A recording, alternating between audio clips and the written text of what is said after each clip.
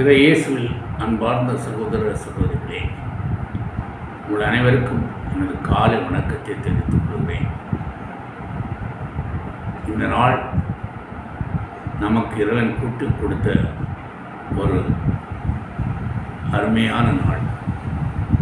அது அவருடைய மகா பெரிய இரக்கத்தை பேரன்பை காட்டுகிறது.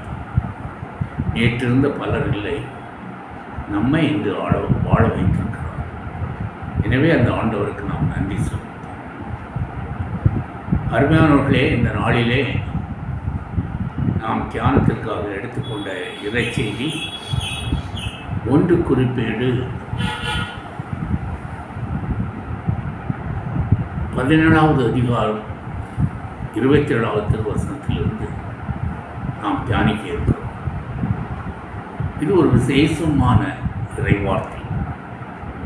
அது இவ்வாறு கூறுகிறது: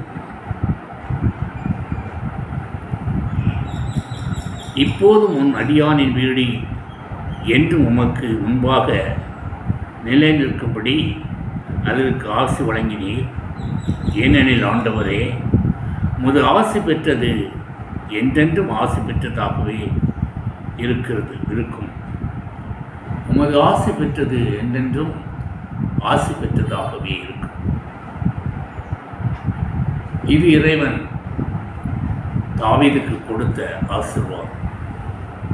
அருமையானவர்களே, ஆடு மேய்த்து கொண்டிருந்த தாவீதை அவர் அரசனாக மாற்றினார்.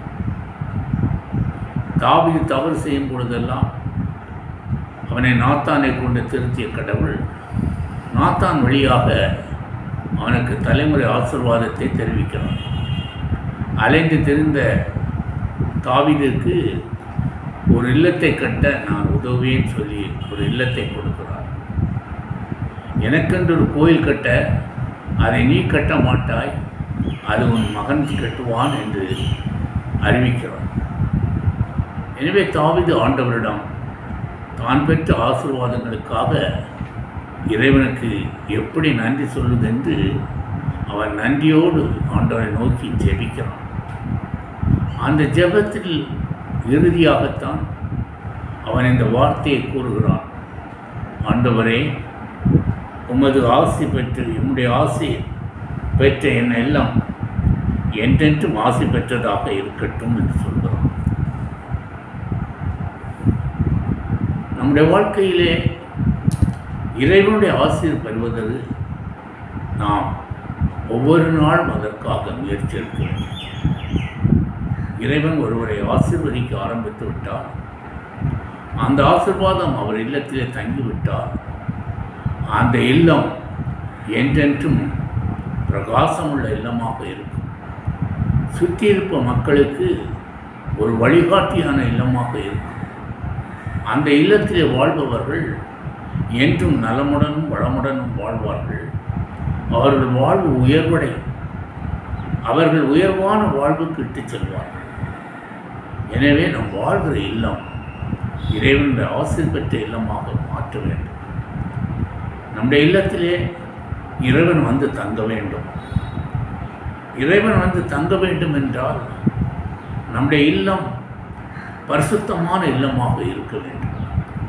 நம்முடைய இல்லத்திலே வாழ்கிற நாம் ஒவ்வொருவரும் இறைவனுடைய கட்டளைகளை அனுசரித்து ஒரு பரிசுத்தமான ஐக்கியமான வாழ்க்கையை நாம் நடத்த வேண்டும். ஒருவரை ஒருவர் அன்பு செய்து, ஒருவரை ஒருவர் ஏற்றுக்கொண்டு, ஒருவர்கள் ஒருவர் மகிழ்ச்சி காண வேண்டும் என்று. அருமையானவர்களே, நம்முடைய இல்லம் மகிழ்ச்சியான இல்லமாக எப்பொழுதும் இருக்க வேண்டும் என்றால் இறைவன் நம்முடைய இல்லத்தில் தங்க வேண்டும். நான் முன்பு கூறியது போல, எங்கள் 2-3 பேர் என் நாமத்தில் கூடியிருக்கிறார்களோ அவர்கள் நடுவே நான் இருப்பேன் என்று சொல்லியிருக்கிறார். எனவே ஒவ்வொரு நாளும் நம்முடைய இல்லத்திலே நாம் கூடி ஜெபிக்க வேண்டும். ஆண்டவர் செய்கிற சகல நன்மைகளுக்கு நன்றி சொல்ல வேண்டும். ஆண்டவரிடம் நம்முடைய தேவைகளை எடுத்து கூற வேண்டும். நம்முடைய இல்லம் ஆசீர் பெற்ற இல்லமாக இருக்க வேண்டும். நாம் மாத்திரமல்ல ஆசை பெற்றது, நம்முடைய குழந்தைகள் ஆசீர் பெற்றவர்களாக மாற வேண்டும்.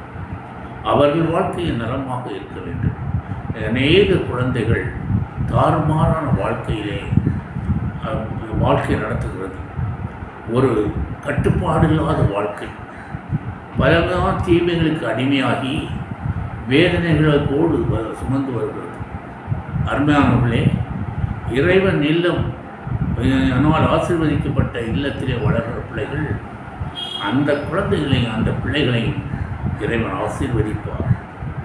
ஏற்ற காலத்திலே ஒன்றை நான் உயர்த்துவேன் என்று சொன்னாரே, எப்பொழுதெல்லாம் நம்முடைய இல்லத்தில் என்னென்ன காரியம் நடக்க வேண்டுமோ அந்தந்த காலத்தில் அந்தந்த நேரத்திலே ஒவ்வொரு காரியத்தையும் கிரமமாக அவர் நமக்கு வழி நடத்துவார், நம்மோடு இருந்து செயலாற்றுவார்.